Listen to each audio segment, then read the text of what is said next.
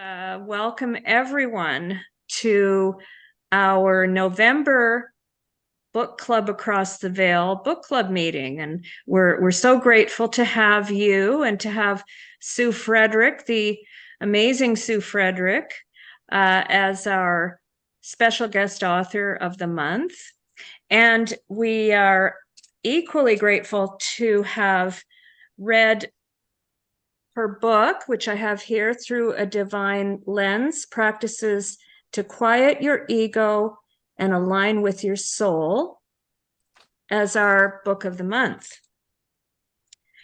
And I wanted to start off just with a little, before I introduce Sue to speak to you, I just want to start off with a little story about how I crossed paths with Sue.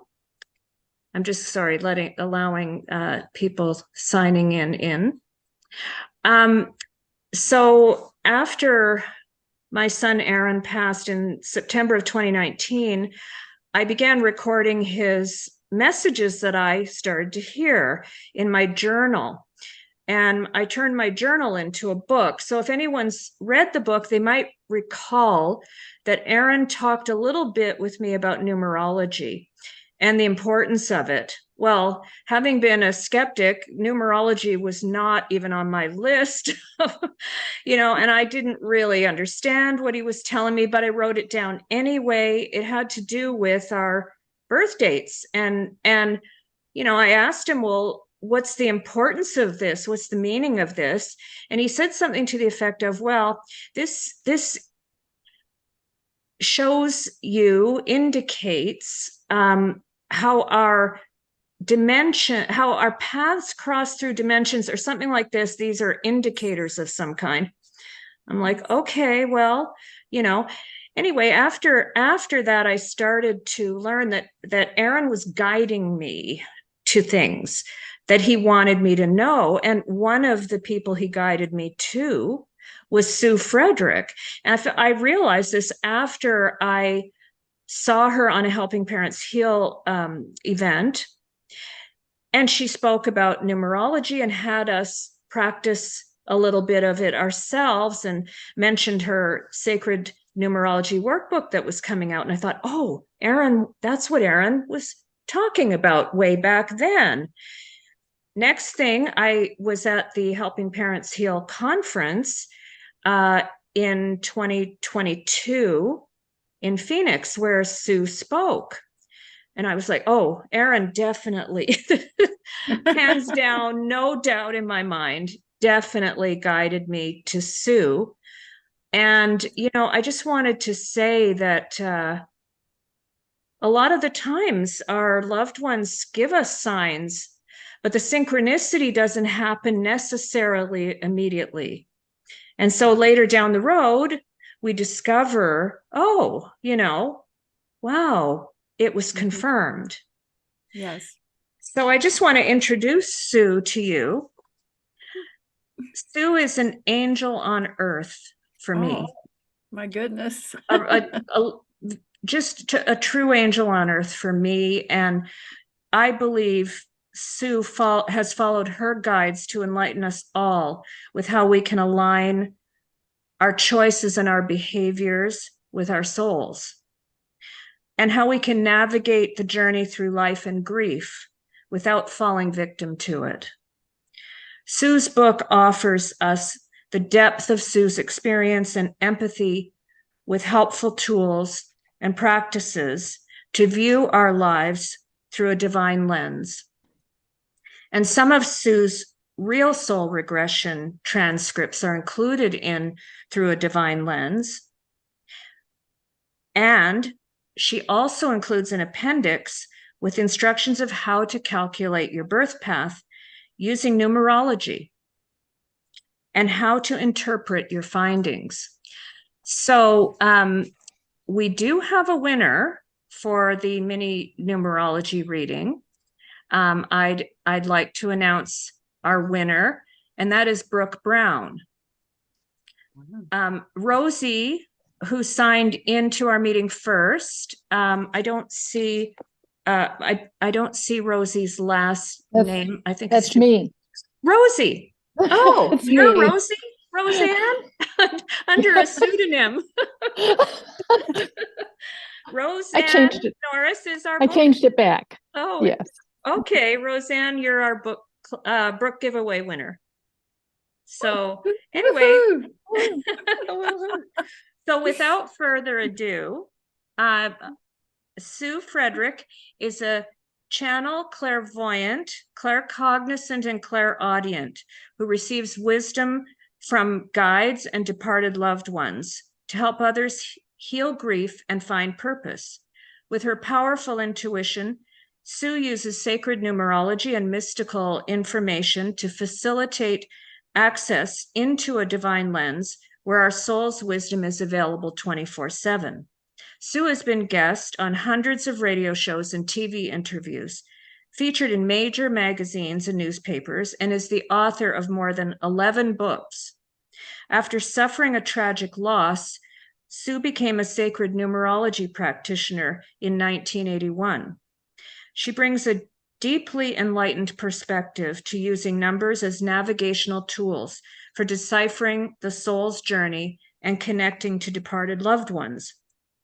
As an ordained Unity Minister, lifelong intuitive, past life and between lives soul regression therapist, master numerologist, intuitive coach, and spiritual guide. I can't even say all that in one breath. Sue has helped thousands of people realign with their soul's purpose and connect to their departed loved ones in therapeutic conversations. Her work has been featured on the New York Times, CNN.com, Real Simple, Yoga Journal, Natural Health, Complete Woman, Fit Times, and Nexus Magazine. Sue's email is sue@brilliantwork.com, and her website, which you see in the chat, is www.suefrederick.com. Sue's books, some of which are best-selling books,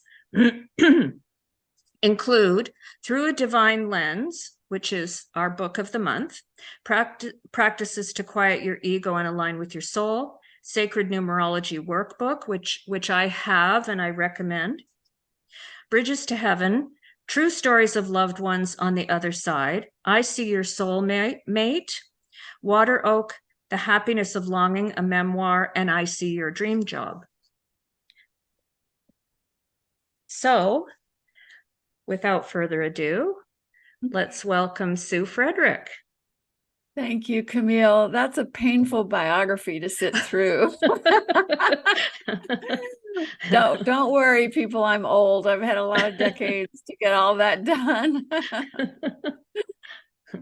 As my friend Christy says, I'm an overachiever. I always feel like I'm not achieving enough. And that brings me right to numerology, because just like in Camille's beautiful story about Aaron bringing her to numerology, after my husband crossed in 1980, I was so lost and in so much pain and so angry that a beautiful young mountain climbing man would die a really suffering death of cancer, that I know Paul orchestrated that a numerologist showed up in my life and came to my house and gave me a reading.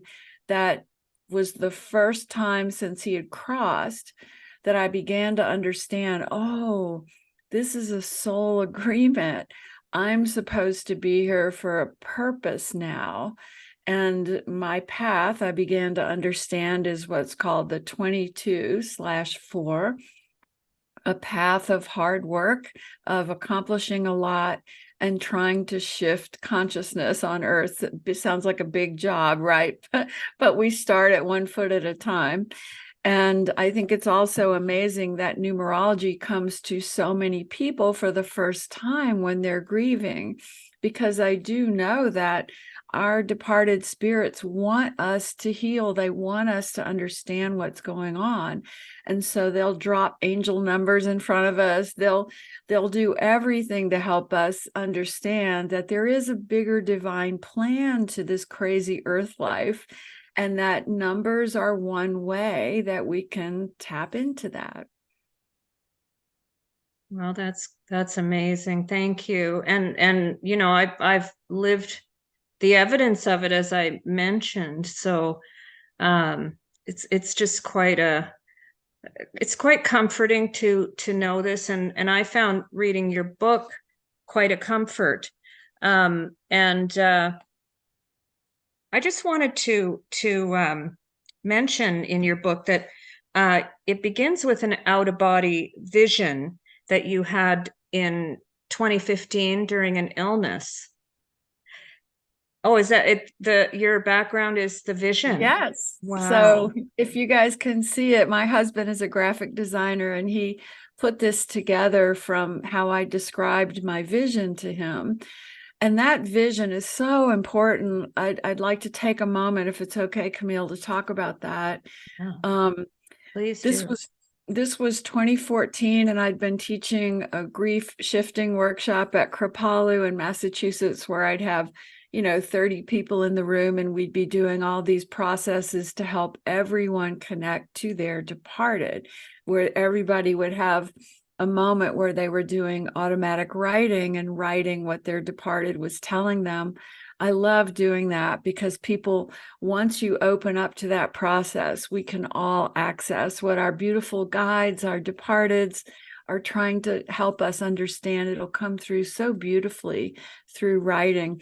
But I flew home back to Colorado, where I lived then, and it was winter, so I got sick on the plane or something, and by the time I got home, I had 104, 105 degrees of fever. And all my life, I have very quickly and easily slipped out of my body. I would call it dreams when I was younger, because I didn't really understand what it was.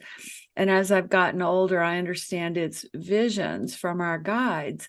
So when I was very sick with that illness, on about the third night, I was held by the guides or the angels. Well, I'm not sure what they were, but they were very loving beings. And they were holding me out in space, showing me planet Earth from a distance. And they were showing me all these beams of light shooting up from Earth. And they said, "Do you see that light? Every time a soul on Earth awakens to the fact that they're a divine being, and that they're here to understand love and compassion, and that they're a soul rather than a physical being, then a light shoots up from their heart, and it illuminates the space and awakens others." And they showed me this river of moving light around planet Earth. And they said, "Do you see how the light is always moving and it's always filling in the darkness?" And they were just whispering all night, saying, "You have to remember, and you have to teach that the light is always winning, no matter how dark things can feel in the details of life on Earth. The light and the love is always winning." They were just hammering that into me. And they were saying, when you're in the detail of everyday life, you forget this, because life is painful on Earth, and it's going to get much more painful on Earth. This was 2014. They were telling me this. Wow. And I was like, it's not that bad on Earth these days, and then there's COVID in 2020 and all the craziness that's happening now. And I have to constantly go back to this vision. And I urge all of you that no matter what terrible things we see that disturb us, either on the earth at large or in our personal lives, like grief and loss, we have to remember that the bigger plan is the divine order of light and love here on Earth, and that there is only light here.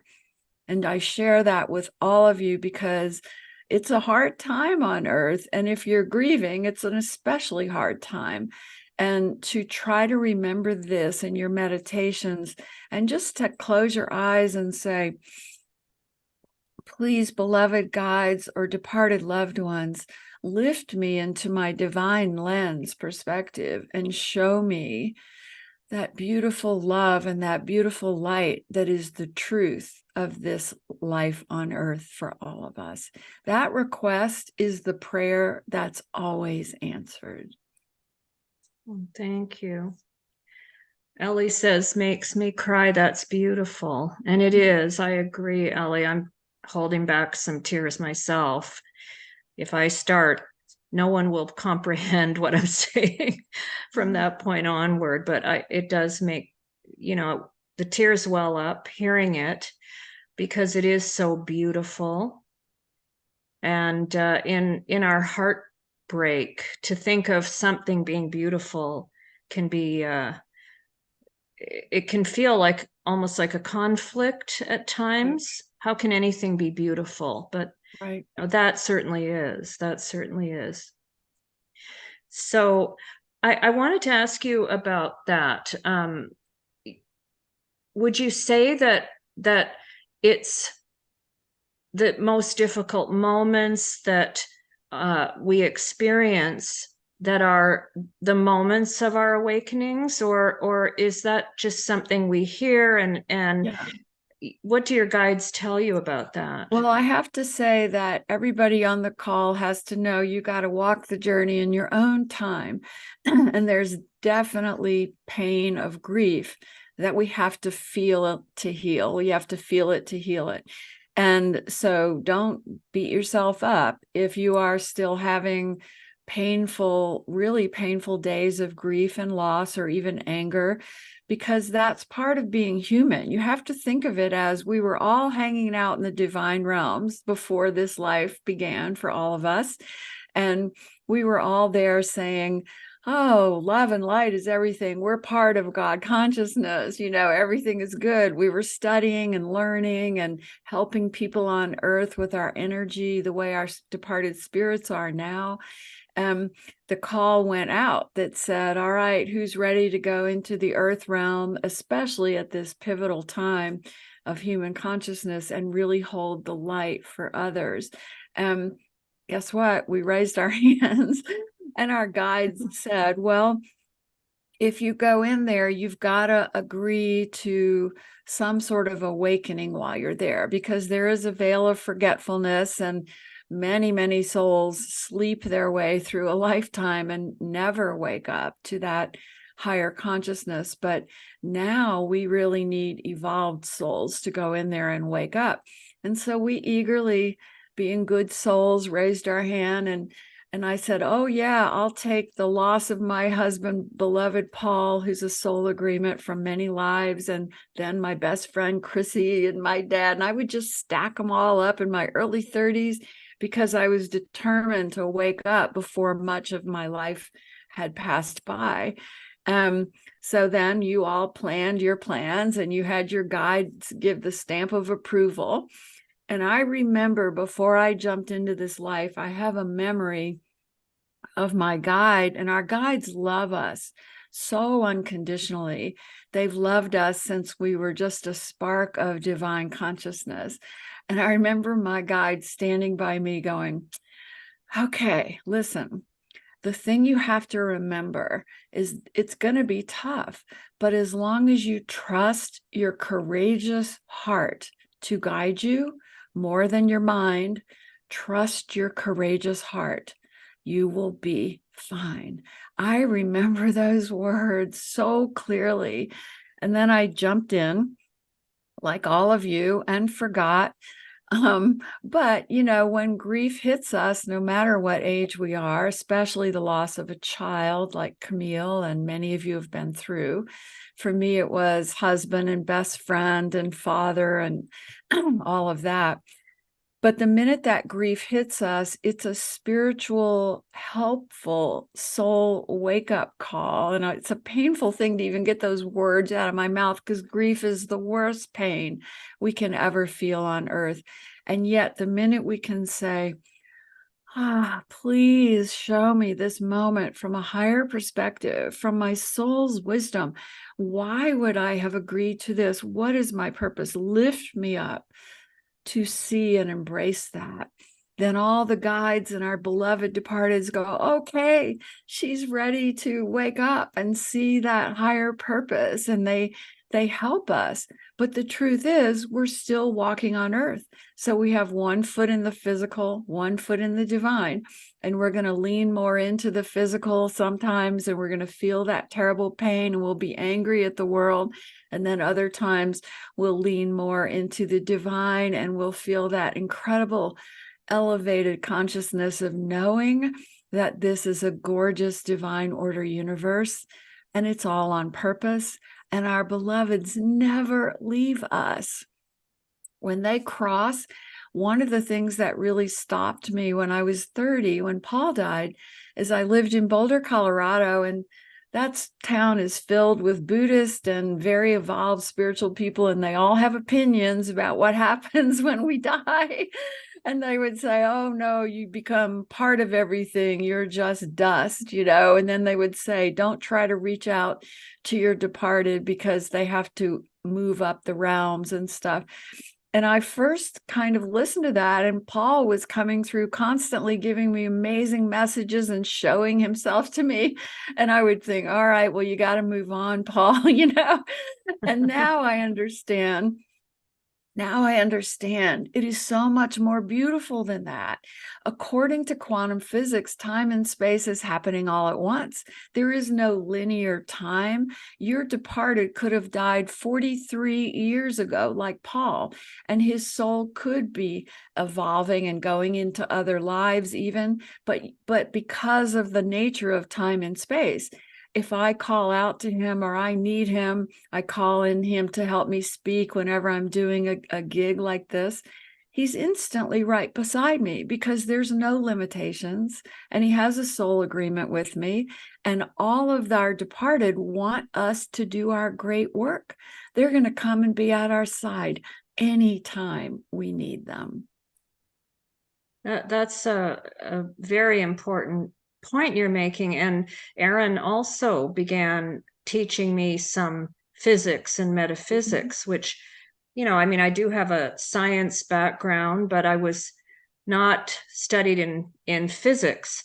And I was a skeptic, of course. But when he started to explain it to me from, a conceptual angle, I started to understand. And there is an area of physics that talks about us being fractals of a greater design. Right. So if we're fractals, it means we're part of it. We're just a piece of an entire pattern. So, if that's the case, and they're saying that time is even the time that we measure here on Earth even follows that fractal pattern of a greater design. And because we're part of the three-dimensional and time, dimensions, we're only able to perceive that. Our we're left not brain able to logic, beyond that. Our left brain logic mind can only perceive linear thinking, linear time, right? Yes. Our left brain can't grasp that, wow, all of this is happening at once and I am part of the light, and all of that higher concept. The logical mind wants to break it down into, oh, well, first you have this, and then you have that, and then you have that. And that's such a joke. I mean, I have so many friends who are near-death experiencers, and I'm a shared death experiencer. And what we know from those moments is that, for example, one of my friends, she was on a ladder hanging Christmas decorations when she fell and hit the kitchen counter on her head with her head. But the distance between falling off the ladder, hitting her head and landing on the floor was maybe a second. And yet in her near-death experience, she was seeing her soul plan, meeting all of her guides, seeing her future. I mean, she was having years of information downloaded into her in this sense of timelessness that happens the minute we leave the body. And she said when she found herself on the floor and, in the hospital, people would say, you know, what is your memory of it? And she just couldn't even voice it. Like, how do I explain thousands of years of downloads that I got in the 1 second it took me to hit the floor? That's the nature of time and space. Yeah, and we can't possibly explain it. You know, Aaron, one time I asked Aaron, are you here? When I felt him, are you here? And he said, yes, Mom, and you're here too. We're where they are.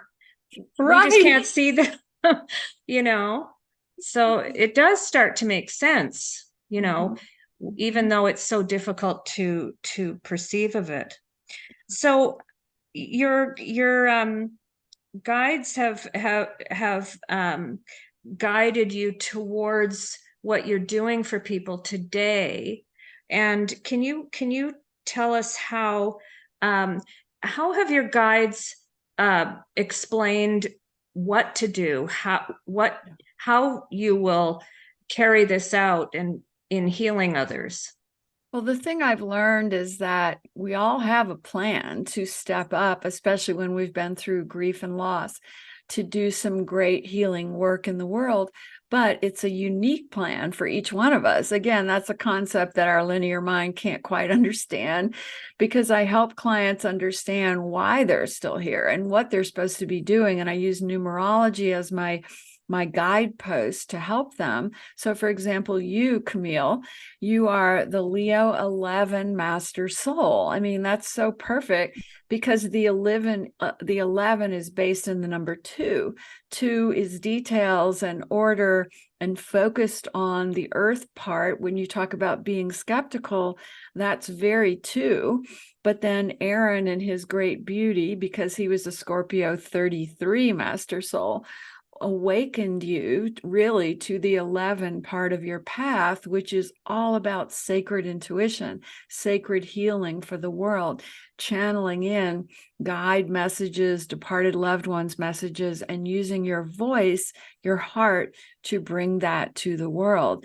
Now, the way we find exactly how that's going to play out is tricky. And this is where people get lost, where they say, well, I don't want to go be a coach. Everybody's a coach. I don't want to go do this or that because I don't know if that's perfect. We aren't allowed to see exactly the perfect future path. And instead, what we'll see is we'll have one step in front of us revealed. So for me, it was the numerology. You know, when my friend sat with me in 1980 and did my chart, I was obsessed. And I was like, I got to learn everything I can about numerology. And so as I studied, like I had a big notebook and one book I found at the bookstore. And if I was with a friend, I'd be getting their date of birth and figuring out their path. But numerology then opened me, the more I did it, to really tapping into my intuitive gateway, to being able to lift out of my logic brain to download guidance for people. And as I did that, I was able to connect more and more to the spirit of their departed, but it was all kind of one step at a time. And then eventually went and got the training to also be a soul regression therapist. So you start with what is right in front of you that you're drawn to. It could be astrology, numerology, Reiki healing, you know, acupuncture, whatever it is that brings your gift of healing to the world. You start there. And then trust the guides, the universe, your departeds are going to keep moving you along and showing you the right exact tweaking of your unique path, because everyone has their own unique path here to help the world. Oh, wow, thank you. That's very important to know, because a lot of us don't know what to do after. We might want to do something. I felt compelled to do something helpful for other people going through what I was going through. I just had no idea what it would be, but following my son's guidance and meeting so many people. I mean, I believe every step of the way has been guided by him to every organization and everything I've done since. Absolutely. So I didn't really have to force it. I didn't have to That's the force thing it. for all of us. We're all guided, and we think like the monkey mind, the ego is going to tell us, hey, you're in this all alone and you've got to do it right and you've got to do it perfectly. That's baloney. That's your crazy monkey mind. Your soul is channeling through you every moment of every day, going, take a breath, open your heart, feel this moment, trust that there's a way through this, whatever you're going through. Trust that there's a way to embrace the higher consciousness of this moment. Ask for help with that, and then take the baby step that you can take on that day. And sometimes when we're in our grief, the baby step is getting out of bed, right? And that's a good baby step if that's the one you need to take. And then the next baby step might be, getting out in the world again. And the next one might be writing your story. Writing is such a healing tool. And, I know you told people I've written 11 books, but that's simply because writing from the time I was a child was really my way to connect to something higher than the earth realm. Even as a child, I would write poetry and novels, and it was just a way of channeling, I realize now, and it would channel through my pen onto the paper. And I made my living as a journalist, a magazine editor for many years. And then now I'm so blessed I get to write books that really channel through from the guides, like through a divine lens. I've got another one brewing called There Is Only Light, the message from the angels, and sharing more of what the angels are telling us at this time on earth. So see, we each have a path and we can't jump ahead. We got to take it step at a time. But knowing your soul path, as numerology shows it, is so helpful. So today, 40 years later, I start every session with a client by already having done their numerology, doing their path, their departed loved one's path. If they have, like later on today, I have a grieving client, so I know her surviving children's paths already. And we'll start by sharing the download from the guides about why this has occurred and what she's here to do now. And then we'll look at soul agreements between the children that are still here and the children in spirit. It's a landscape that I offer. I'm not your traditional medium. I'm not going to be going, oh, I sense a spirit here. I always think of it as I'm a Virgo, and I'm just more practical than that. I want to help people understand why they're still here on earth, what their soul path is here for moving forward, and why would they have made these soul agreements that hurt so badly? How can we understand them in a different way? That's how I work with clients. Well, Sue, this sounds like a good time to do Brooke's reading. Oh, yes. Numerology reading. So, Brooke, have you can you unmute? Have you calculated your soul path based on? I did. Excuse me, I did. I went to Sue's site and I did. Oh, good. So, Brooke, tell me what it says. I'm Cancer. Mm-hmm. Linear. Do you want me to go down the columns? Just give me all three. Linear method 32/5 path. Mm-hmm. Age 79. Mm-hmm. Stacked method 23/5 path. Mm-hmm. Single digit method 23/5 path. Personal year 21/3. Okay. So let me just channel all in. Greek to me. What? It's What totally, I have no idea what this means. Well, it's funny you said Greek, because Pythagoras is the creator of numerology from Greece. And Pythagoras created the number system we use today. So I always joke that if in math class, my math teacher had ever mentioned, Pythagoras was also a spiritual teacher, and Pythagoras taught that every number has a spiritual meaning as well as a quantity, I would have so paid attention better in math class. I would have been so much better at it. But I didn't get to learn that until Paul Cross. But let me just do the channeling in for you.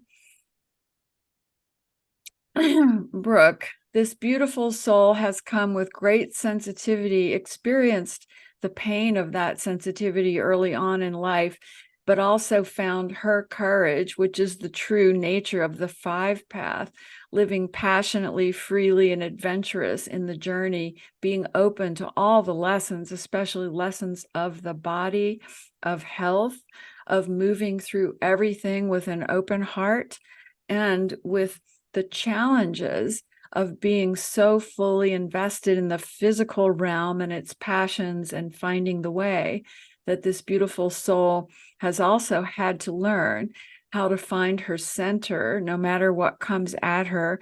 Call that spirituality or call it psychological grounding. She has had to learn that the sensitivity is not always helping her, and that choosing only what serves highest self is her mission. And right now, excuse me, I have to sneeze. You have a spirit in heaven. I can feel them. They're actually making me sneeze. but what I was saying is, right now you're in a 3 personal year, and that 3 personal year is all about using your knowledge from this lifetime to write and teach what you've learned. But the other thing I want to tell you is that you've walked it perfectly. You've awakened at every 9-year turning point, just as you intended.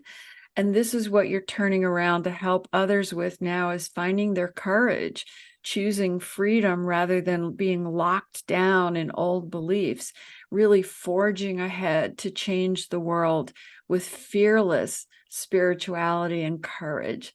Does any of that make sense to you, Brooke? Yes. And do you have a person in spirit? Yes, I do. Do you want to give me their name and date of birth?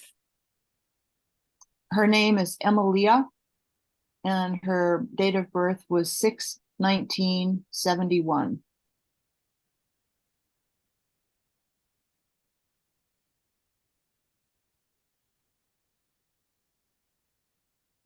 And June 19th, is that Cancer? I can't remember. Let me see. No, Gemini. Still Gemini. Okay. The Gemini 7. This was a brilliant soul.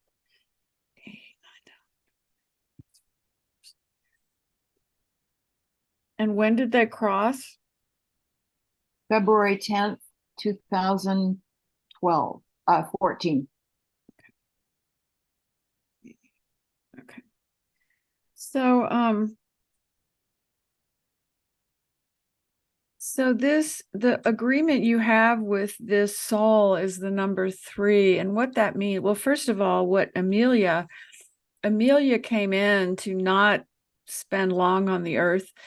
The 7 path soul is an angelic path. It's an angelic journey. She's dropped in from the higher realms, not even that comfortable here on earth, much more connected to spirituality. But if that was talked out of her as a child, as sometimes happens, then she would have really struggled to find her place here. But if you were in her life, then you would have seen her really embrace in the final parts of that life, the opening of the soul to the higher spiritual lessons. And your agreement with her being the number 3, meaning you were here to play with each other, to be creative and fun and sparky, but also to teach each other things about life. You teaching her courage and adventure and open-heartedness, and her learning to get out of her head and trust her heart and everything you were teaching her. And who is Amelia to you? My daughter. So how did, so first of all, my heart goes out to you. I'm sorry, baby. And also, I know she's present. Like, she's been giving me, like I'm almost itching, like I have hives, and she's making me sneeze.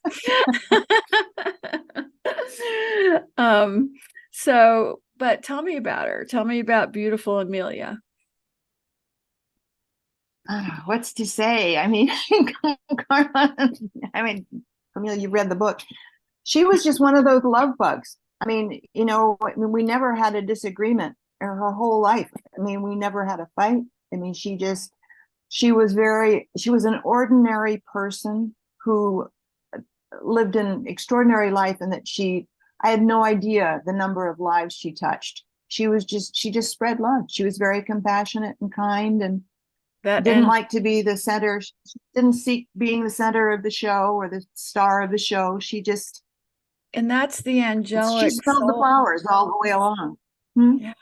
That's the angelic soul. When they come in on the 7 paths, she came in from the angelic realms. So that's why I'm saying she wasn't even that comfortable here on earth. Like, she wasn't going to go be a huge movie star or something. She was here to be an angel, a healer, a lover, just like you said. So the other thing I'm wondering is, was she always in touch with her spirituality, or did she struggle with that? I think she always was in touch with it, as far as I know. I mean, in terms of, she didn't talk about it, but it was, we were on the same track. Right. And we talked about long before she became ill. I mean, she never talked about seeing other beings or this kind of thing, but she believed, we used to talk about how, whoever died first would come back and, let the other one know. I mean, we were on the same path in terms of. So here's one thing to understand, that because she was so highly evolved as an angelic being and not that comfortable on earth, it's very common that these souls will choose an illness. My husband, Paul, chose an illness at a very young age. And it was because these are very advanced souls, and they are determined to sort of burn up any negativity that they feel they haven't been able to release in this life or in other lives. Like Paul showed me as soon as he was crossed over, that I had to forget his suffering images because he wasn't in that space. His soul was so far above and beyond that, and that he had chosen that as a path of burning up some anger he had at the world, some cynicism he had about the world, and that he had tried to change it in other ways and hadn't been successful. And he allowed himself to walk a journey of physical suffering as the way of peeling those layers off to become purely open-hearted. Now, that is a soul choice. It's not the only way that we can burn off that negativity. Paul chose that. And in your heart, do you believe, or do you consider that Amelia's soul was so advanced she may have chosen that kind of an exit? Yeah, I given what you just said, yes, I don't know what she would have been burning off, but yeah, I mean, it was intense. I mean, and she took you on that journey. She took you on that journey, the same reason Paul took me on that journey, which was, I really needed to wake up in this lifetime. And there's nothing that wakes us up like having a loved one suffering and we can't relieve it, because now suddenly our heart is burst wide open into the truth of compassion, of kindness, of love is all that matters, that soul to soul knowingness. And that has been her gift to you, beautiful Brooke. Well, I said to her not long before she died, she was my greatest teacher.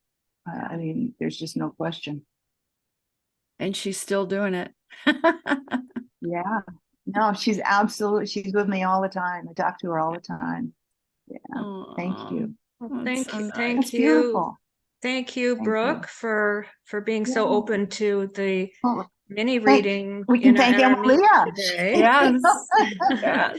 Yeah. I was so surprised when you called my name.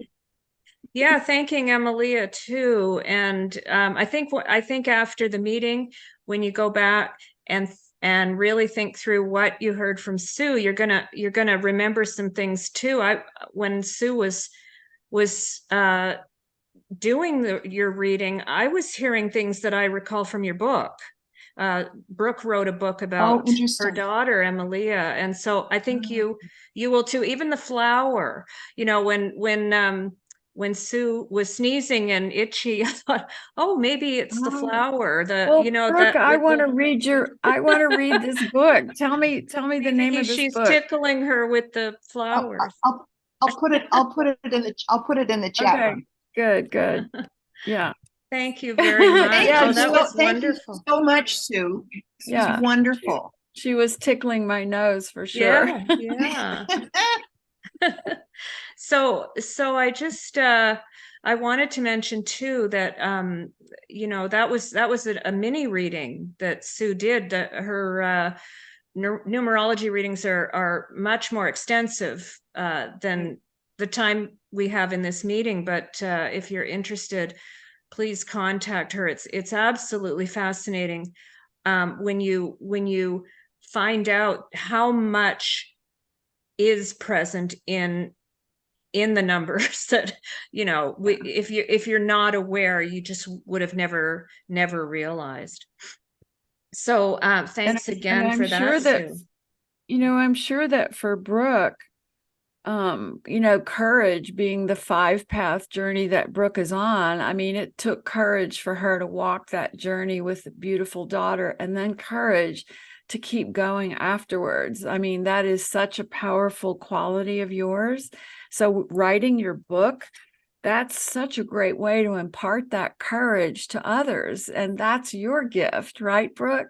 Helping others have courage. It's so interesting you say that, because that was one of the reasons she from the moment her son was a year and a half old when she was diagnosed, and she was determined to beat it. It was stage 4 colorectal cancer when she was diagnosed, and she was determined to beat it.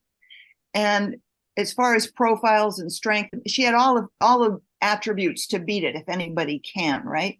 Yeah. And she went through the whole time with such courage that it just blew me away. And then after she died, you talk about not wanting to get off your bed. It's like, I got to that place where I had to get up, because I just had to draw on that courage to meet the day. I thought, man, if she set the bar so high, and to do less would be to dishonor her memory, but courage has been a big part of that. So it's interesting that you zero in on that. Thank you. Another not coincidence, a synchronicity here. My husband, Paul, died of colon cancer. He was 30. So I think in many ways we've walked similar journeys. And so Paul came with me today into this meeting. He plucked Amelia and said, "Come on, girl." Wow. And I wonder also on that note, how many of us were called to this meeting. It's always remarkable to me when we hold these meetings, how many synchronicities there are going on at the time. When you talk about, I was called to it for sure. Yeah, you were definitely called. Definitely. Because I had a 6 o'clock, it's 7 a.m. for me now, which is later because it's 6 earlier, but I had a call that I had to make at 6, and I set my alarm. Something was saying, no, don't stay on that call. You need to be at this meeting. Wow. So thank you, Paul and Amelia. Yeah. Yeah. So many of us here have written books. And when you mentioned that, I thought, wow, I'm looking at all the faces here, and a lot of us are writers, blogs, books, and keeping the memories of our loved ones alive. And here we all gathered together at this meeting too. So I'm wondering if it shows in the numbers that we all are on similar paths, or our paths are crossing. Well, I believe that every group that comes together by divine appointment, and there's always a theme to it. And I love that, because I'll be showing up to teach a group and I'll think it's going to go in one direction, and it's got a whole different direction because it has a theme with it. So we could say that the theme here is courage of the heart to move through extraordinary grief and loss, and also possibly about the suffering that our loved ones went through and how to see that differently, because we all know that one of the worst parts of grief is if our loved one suffered, we will get hung up in the memory of what that was like for them as we witnessed it or even didn't get to witness it. And that is an illusion. I mean, Paul has come back so many times to say, you've got to tell people there is no suffering. The soul never suffers. The soul leaves the body through most of the most painful parts of dying. And Paul has shown me that in so many ways. And I share that with all of you because if we get hung up in those memories of suffering, it's hurting us, but they're not there. They are not in those suffering memories. And we have to like wipe the slate clean, whether you go through counseling or learn tapping or whatever, to kind of heal that trauma that we carry from watching their journey, to really embrace that they are a powerful, happy, amazing divine being now with no suffering. In fact, Paul, in one of his messages to me, it was right after I'd come back from teaching one of those grief workshops, he stood in front of me and lifted his shirt. And when he was here, his abdomen was all scarred from surgeries, from colon cancer. And in this vision, he lifted his shirt and his skin was porcelain, like angelic, beautiful, radiant skin, like the light was shining through it. And he said, do you see there's no suffering? There's no such thing as suffering. Humans have to learn this. And then Paul was like, you have to teach this. And then he was like, I got to go. And I'm like, wait, where are you going? And he said, I have a wonderful job. I help souls when they cross over, especially if they've crossed from a suffering illness. I help them release that trauma as they're crossing. And I was like, oh my goodness, that's the perfect job for Paul. And then I was like, wait, I want to do that. I want to stay here and have a job like that. Wow. And Paul was just like so happy. He was running off to his job. And I remember waking up going, darn, like, why can't I go there now and have that job? But we're still here, people. Yeah, because we still have work to do. So we have a few minutes left, about 5 minutes left in our meeting, and I'd like to open it up to some questions from the group. Carla typed a question into the chat. Her question is that she's curious about the personal year and what do those two numbers mean?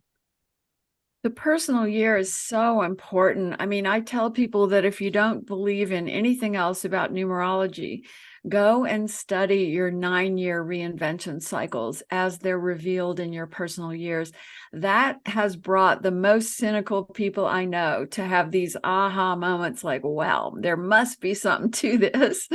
And the way I do that is if you have my Sacred Numerology workbook in the back of that, I have all of those pages of, if you're on the 11-2 path, use this sheet. And then you start with your birth year and you just write every year of your life along the side columns.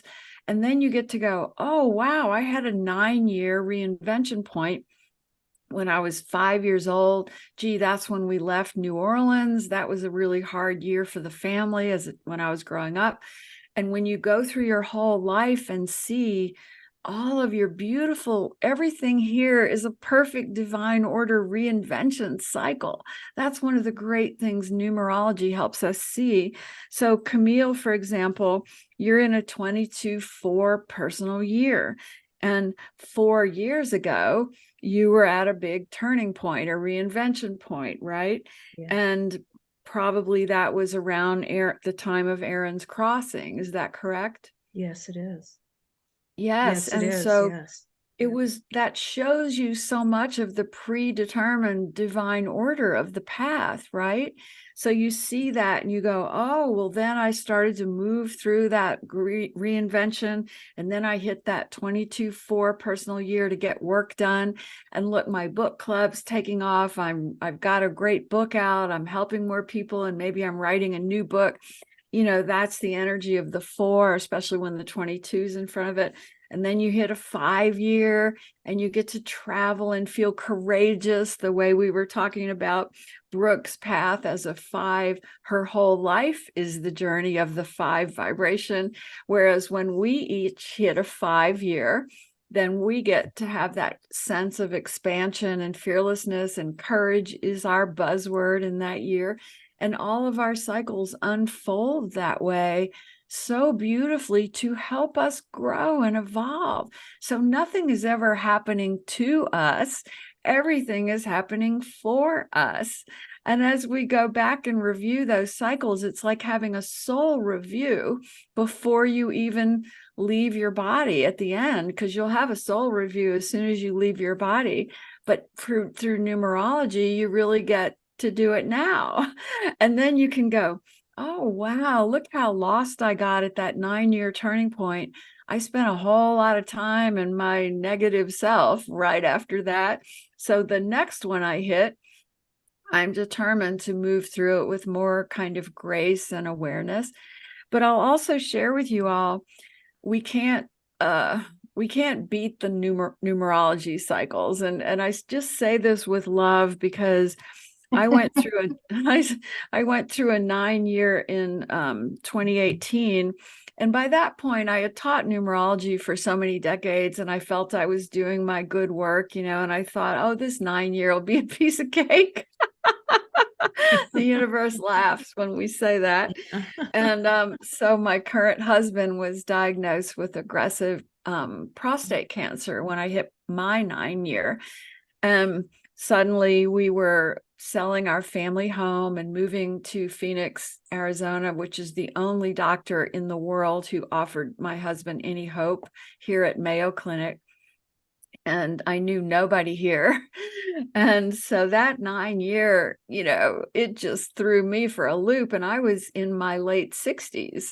And so suddenly I'm landing here, spending 6 months selling a house, moving into a house, all this stuff, and feeling completely lost at the age of 60 something, thinking, oh my God, like, is Jean going to live another week? Like, what is my life now? What am I going to do? And then you take that breath and you go, please show me the divine order of this transition I'm in.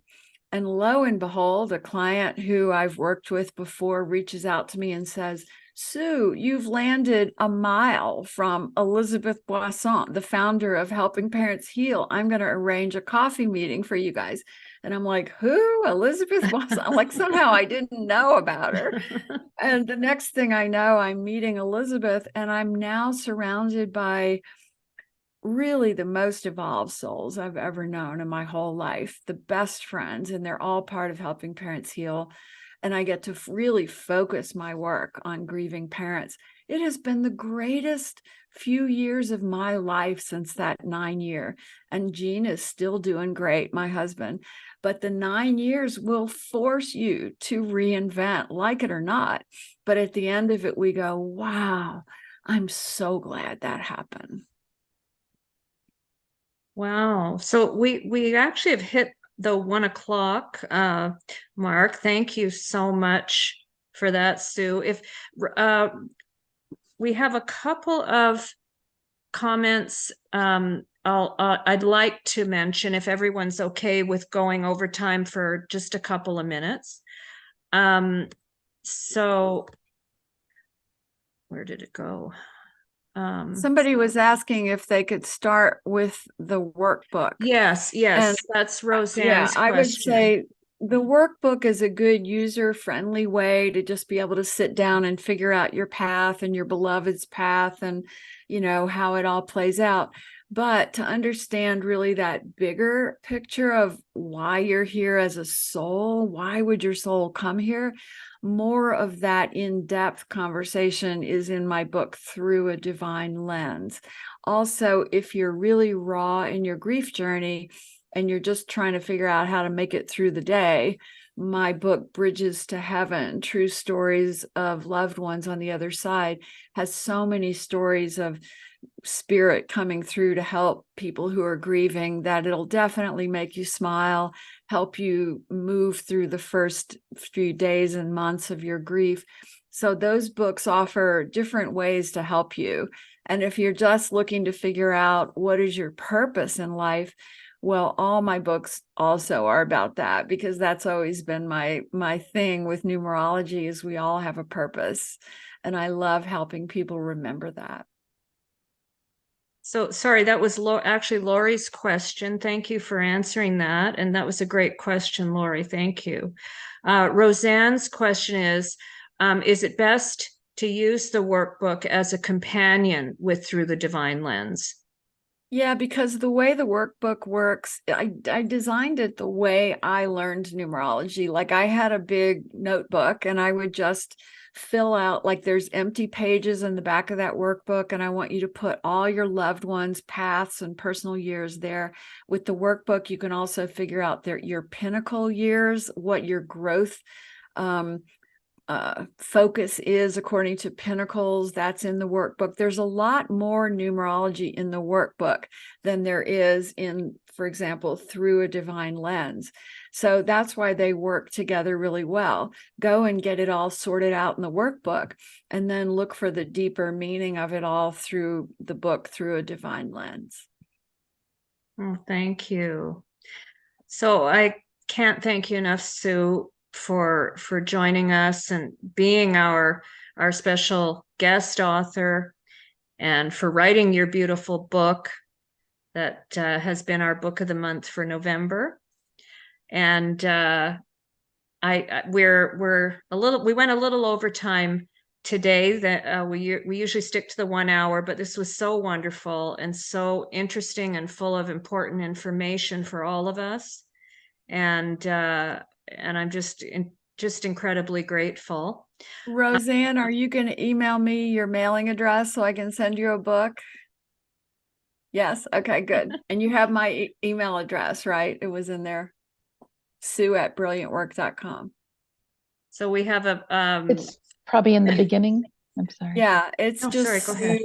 Sue@brilliantwork.com. So I can send you your book. Thank you, sweetheart. It'll also be, your contact will be in the comments in our YouTube video. This meeting is recorded and goes on to our YouTube channel later, the book Club Across the Veil. So you can look for it there, and you can find all of Sue's contact information there. And I just want to thank everyone for coming today. I'm seeing nearly everyone thanking Sue in the comments. We're also grateful that you're here and that you joined us. And just if you have any final comments you'd like to leave us with, and before we sign off. Thank you, everybody. Just remember, there is only light, and the light is always winning, and you are part of that light. And so it is. Many, many blessings, everybody. Thank Thank you. you. If everyone wants to unmute and say thank you to Sue. Thank you so much. Thank you. Thank you very much. And thank Great you everyone time. for coming.